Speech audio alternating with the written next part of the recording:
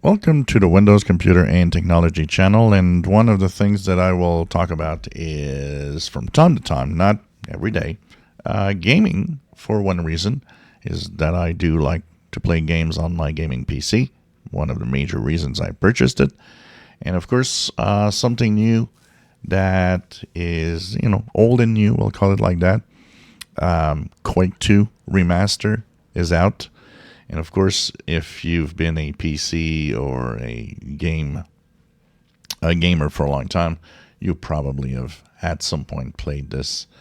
And I like when they do a remake that has better graphics and better support for simple reasons, because when a game could be a lot of fun, but when as you move on in technology, you get bigger screens, changing the resolutions and all the things that it could do, at some point it doesn't look as fun and doesn't play as well.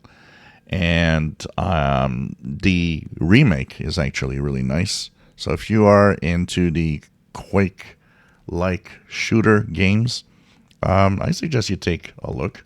Now, I got it via my Xbox Game Pass that I have, which, of course, if you have a PC Xbox Game Pass, you have this included with your subscription. So I installed it and played with it for about an evening and really, really love it. If you miss the feel of the good old days of Quake, it is there. Graphics have been made better, and of course performance is good and doesn't take that much power. Actually, you don't need to have a real high-end gaming PC to run this. It will run on much lower hardware. So check it out if you like the shooting style games.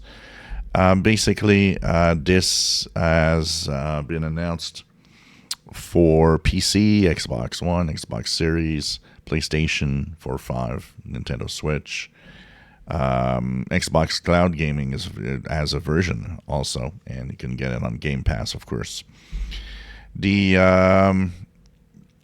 people that are on the original game, if you're on GOG or Steam, you're getting a free upgrade to this new version, so that's cool for you.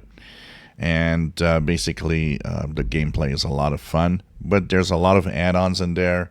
There's a brand new expansion that's called the title Call of the Machine.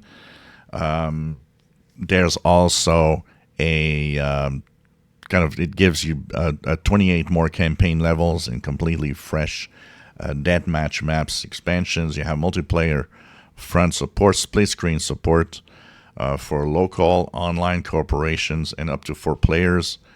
You can battle in the deathmatch, team deathmatch, capture the flag, and you can be up to 16 players.